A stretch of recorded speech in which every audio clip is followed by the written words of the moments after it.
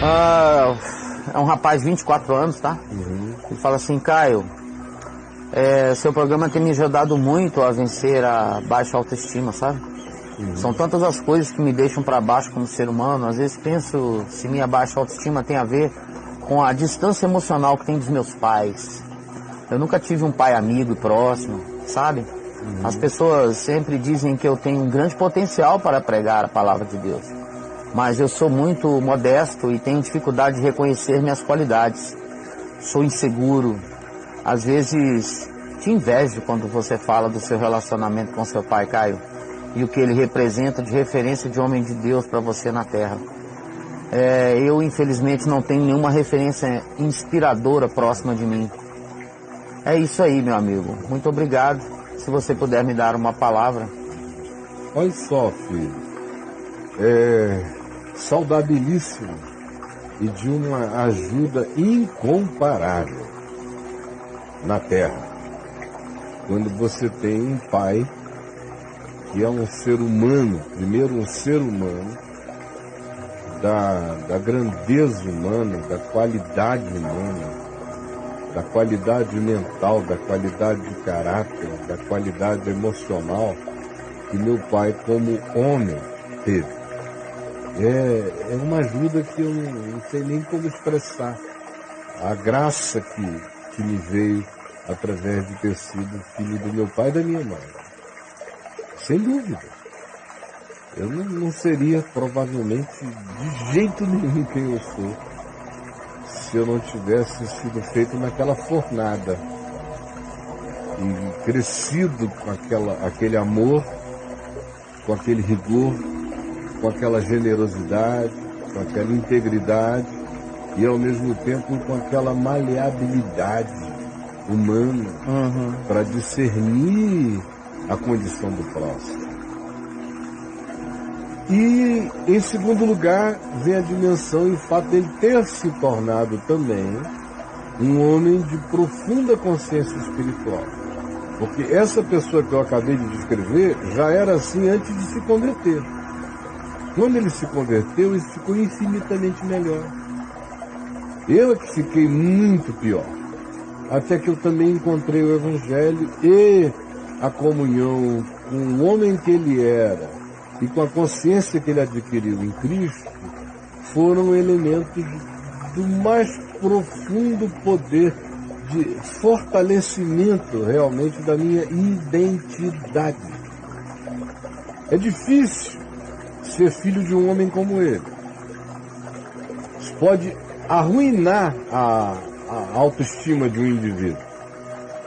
Por exemplo, no ambiente da família mesmo, houve algumas pessoas na família que não lidaram com a mesma desenvoltura e com o mesmo aproveitamento do meu pai como eu fiz. Houve alguns para quem ele ser como ele era encantador, transcendente, maravilhoso, estimulante, ao mesmo tempo parecia ser inatingível, inalcançável, parecia ser algo para além da possibilidade factível da experiência de cotidiano para a pessoa. E quando a pessoa chega com uma baixa autoestima, por mais que o pai seja uma figura tão para cima, que chame todo mundo para cima, que bote todo mundo para cima, que galanteie você o dia inteiro, estimulando você a tentar. E se você não conseguir, não te esmaga, simplesmente te orienta e diz, tenta outra vez, ou tenta dessa outra forma. Mas o que para mim me foi como eu já descrevi, para outras pessoas na família, isso foi acachapante. Ter um homem tão fabulosamente inatingível tirava a vontade de tentar. Como acontece em todo lugar. Às vezes você tem um irmão, o irmão é tão inteligente e genial que os outros irmãos, conquanto sejam inteligentes e geniais, não tendo o mesmo carisma daquele que tem tudo isso e mais um pouco de carisma, se sentem acachapados e não vão a lugar nenhum porque se comparam e param. Quem se compara, em geral, para no processo. Se quiser parar, se compare. Se quiser prosseguir, não se compare com ninguém. Estou dizendo isso porque você disse, poxa, às vezes eu sinto até inveja de você. Bom, poderia ter sido que, sendo filho do meu pai, você não tivesse tido o mesmo proveito que eu tive. Ao contrário, tivesse sentido intimidado, embora ele não intimidasse ninguém, cobrado, embora ele não cobrasse de ninguém. Você podia fazer o caldo que você quisesse com aquilo ali. Como é o que a gente vê na Escritura. Nós somos todos filhos de Deus. Todos. Mas você veja que há filhos e filhos. Alguns com a mesma informação se regozijam no Evangelho, se fortalecem e vão adiante. Outros com a mesma informação me escrevem, Caio, o Evangelho é impraticável, inatingível, é utópico, não é para mim. Então, não é sempre que você tem a melhor oferta que isso produz em você a melhor coisa. Porque, no fim, tudo vai depender da sua decisão e do seu modo de olhar. A gente pode psicologizar a história como a gente quiser. E a gente pode até arranjar estatísticas que justifiquem boa parte das nossas conclusões e constatações. Por exemplo, de que filhos tratados num ambiente acachapante, humilhante, desestimulante, tendem a ser pessoas com baixa autoestima. Tendem a ser. Mas não necessariamente têm que ser ou serão. Eu conheço gente que nasceu nos piores ambientes e que conseguiu atravessar o ambiente e se tornar uma pessoa extraordinária. Conheço outros que nasceram com tudo feito e com todos os estímulos para elas darem certo, mas a facilitação de tantas coisas boas fez com que essas pessoas justamente se encolhessem e entrassem no pior resultado de si mesmas na vida. Então, por favor, pare de ficar comparando e pare de dizer qualquer coisa do tipo, eu não sou como eu deveria ser porque eu não tive a família que eu deveria ter tido, eu não tive o estímulo que eu deveria ter tido, por uma razão simples. Quem já consegue olhar para trás e dizer o que você poderia dizer nesse particular, eu não tive a família que eu deveria ter tido, os pais que eu deveria ter tido, os estímulos que eu deveria ter tido, uma pessoa que já sabe disso, que já tem essa consciência, já não pode mais usar isso como desculpa, como pretexto, como álibi, como justificativa para nada. Você já sabe que poderia ter tido. Ora, quando a gente sabe que poderia ter tido, a gente deu um passo na direção de, mesmo sem ter tido, decidir, ter, ser e fazer. Poderia ter sido mais fácil, mas já que eu compreendi, eu vou tomar uma decisão agora em meu favor. Porque na realidade não tem nada objetivo sendo conspirado contra você. Tudo que acontece de paralisante na sua vida não vem do lado de fora. Acontece do lado de dentro, na subjetividade, no desmonte, na desconstrução subjetiva que você faz para inviabilizar o seu enfrentamento do mundo real, concreto, que não é onde reside o grande desafio, não é do lado de fora. O grande desafio sempre residirá do lado de dentro, em mim. Do lado de fora, o mundo é difícil para todo mundo, para uns é mais, para outros mais ou menos, para outros menos. Mas do lado de dentro é que as coisas acontecem. Quando o mundo é facilitado para alguém, que do lado de dentro, todavia, é uma pessoa que optou ou pelo comodismo, ou pela timidez, ou pela covardia, ou pelo apreguiçamento, ou por qualquer outra coisa, tanto faz se ele está sendo ajudado lá de fora, ele sofre de uma paralisia subjetiva. Por outro lado, existem pessoas em relação a quem tudo é contrário do lado de fora. E às vezes até justamente por isso elas se levantam para dizer: eu não vou ficar com pena de mim e nem ficarei paralisado ou paralisada porque as contingências e circunstâncias da minha vida não me são favoráveis. elas tornar-se-ão, eu as enfrentarei, eu irei adiante, eu realizarei o que eu puder e o que eu precisar. Ontem eu estava vendo um documentário sobre a vida do JK, do Juscelino Kubitschek. Construiu Brasília, Pampulha, isso e aquilo. Acabou que entrou para a história do Brasil como uma espécie de governante construtor, governante de ideais faraônicos. Fez tanta coisa. E o fato de ter construído essa cidade, indubitavelmente, alterou significativamente a geografia política do país toda. Mudou o país, Claro. em muitos aspectos. Agora, veja de onde o cara veio. Um pai que era uma espécie de caixeiro viajante, que não parava em casa, duro. Uma mãe pobre, passavam fome, pouca comida, às vezes nenhuma.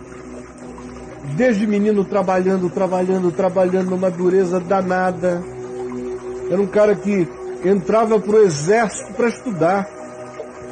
Depois fazia um outro curso que ele não queria fazer, ou passava por uma autarquia da qual ele não queria participar, só porque lá estava dito, se você entrar aqui, haverá facilidade, bolsa de estudo para você estudar.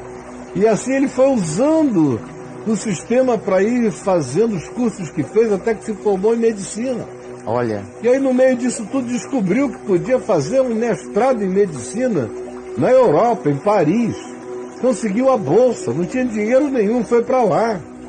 Voltou de lá culto, duro, pobre, culto. Bom, se você já tem cultura, por mais duro que você esteja, você dialoga com as principais mentes da sua sociedade, se você tiver cultura. Sim. Foi assim que ele casou com a dona Sara. Durão, ela tinha dinheiro. A vida dele começou a mudar nessa perspectiva das realizações a partir dali. Mas se você for olhar o começo, você nunca diria, esse menino está destinado a construir em 3 anos a capital do Brasil, que foi o que durou 3 anos e meio. A construção louca. Aí você vê aquele canteiro de obras acontecendo simultaneamente. Loucura aqui. Naquele tempo se fazia um prédio em 3 anos e meio. Aqui todos os prédios foram feitos em 3 anos e meio simultaneamente. Olha. É muita maluquice. O cara é muito E doido. o cara é filho de um caixeiro viajante que não teve estímulo da família para desenvolver essa elevada autoestima, essa fortalecida autoestima. Se for pressupor pelo berço, JK, Então o que queria fazer? nada. J Então, nada. meu querido, é de uma relatividade enorme. No fim, tudo depende da decisão que a pessoa toma. E a decisão é de fé. Sempre será pela fé. O justo viverá pela fé. Mas enquanto você fica querendo psicologizar a história, transferir para o pai, para a mãe, se auto-vitimar, tentar se explicar a partir do que não teve, deveria ter tido, com esse queixume, você está sepultado mesmo que você fosse filho do Rockefeller. Você não tem perspectiva. E o que você tivesse de perspectiva não seria sua, seria herança do outro. Agora, qualquer um,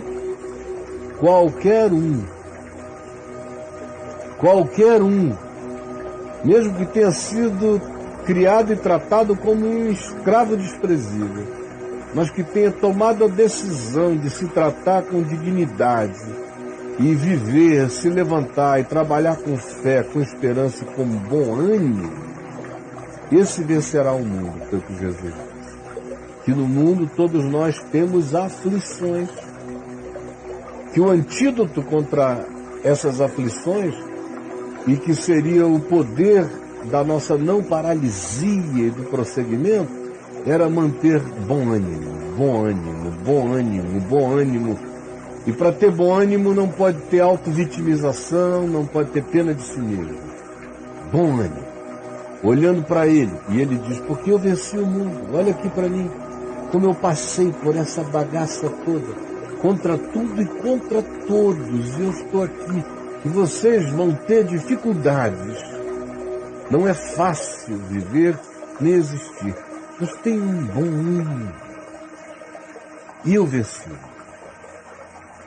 Meu filho, é uma decisão de fé que você vai ter que tomar. Se ficar chupando o dedo e se lamentando, você não tem futuro. Mas se você parar com essa lamentação, olhar para cima, se puser em pé e tomar a decisão de que você não tem que ser ajudado por ninguém. Estar vivo é a sua grande coadjuvância. Estar vivo é a sua grande ajuda. Estar vivo já é o seu coletivo em seu favor. Se você tiver essa consciência, ninguém para você. Se você não tiver essa consciência, por mais que todos te ajudem, você não vai a lugar nenhum. Vamos lá. Só uma falinha dele, enquanto ele estava falando contigo. Aliás, enquanto você estava falando com ele, me perdoa. Ele escreveu aqui agora, tem 2 minutos, cara. Ele fala assim: pastor, eu creio no que o senhor fala. Eu preciso de uma coragem dentro de mim para vencer esse compromisso que eu tenho. Essa coragem que ele precisa, ele está esperando que ela venha como uma emoção, como um sentimento. É assim, muito importante você falar aqui. Que coragem que me deu! Que coragem! Cara, isso não existe. Não existe. Que coragem!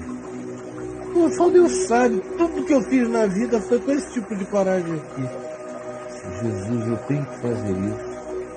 Isso é muito maior do que eu.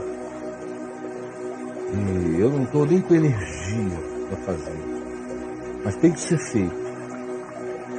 E em teu nome eu vou fazer. Me ajuda, me fortalece, me dá sabedoria, eu vou fazer. Aí você levanta. E anda na direção do que tem que fazer. E começa um passo depois do outro, com uma noite no meio. Um passo depois do outro, com uma noite no meio. Um passo depois do outro, com uma noite no meio. É assim que se vai fazendo. É assim que se constrói uma parede, é assim que se ergue uma torre. Um dia depois do outro e uma noite no meio. É assim que as coisas acontecem. Tem dias que você levanta empolgado para fazer, tem dias que você vai contra tudo, contra todos, sem vontade de nada, rasgando o ventre da vida, botando a cara para fora. Se não for assim, é o que eu estou falando de fazer pela fé, não pela emoção, não pelo sentimento, nem pela impressão de que quem é corajoso é quem sente coragem. Não, quem é corajoso é quem parte, vai e faz. Uhum. Às vezes, as batalhas mais poderosas da Terra foram vencidas por generais que estavam morrendo de medo, mas que tinham a consciência de que a batalha precisava ser batalhada. E foram adiante e mudaram a história. Não sem receio. E aí? Ô, cara, uma coisa que eu aprendi há muito tempo, há muito tempo não, né? Há pouco tempo, foi fazer o que tem que ser feito. Uhum. Antes eu fazia só o que eu achava que era legal fazer. O que era gostoso fazer. Não, fazer. Isso eu não vou fazer, não. Isso eu não tô afim. O dia que eu coloquei na minha cabeça que eu tinha que fazer, eu tenho que fazer isso aqui? Tem, então vamos fazer isso aqui. Jesus diz Isso é muito importante, cara. Que quem não é fiel no pouco, não será fiel no muito. Quem não é realizador na coisa pequena, não vai realizar nem na coisa grande. Então tudo começa de onde você está, do tamanho que você tem. É daí que tudo cresce. É como uma semente. Eu preciso crer que ela é a semente, que ali dentro dela está o que eu preciso, embora ela seja desse tamanho. E eu tenho que plantá-la no lugar adequado para que ela cresça. Assim é tudo mais na vida. Eu sou um homem cheio de sementes. Mas se eu não tirar as minhas sementes e não as puser no chão da realidade, e não tratar delas no chão da realidade, não vai surgir a floresta potencial que eu carrego. Jamais. Maravilhoso. Acho que você já respondeu ele, cara. Eu tinha que ler mais coisa dele, mas você entendeu, meu brother.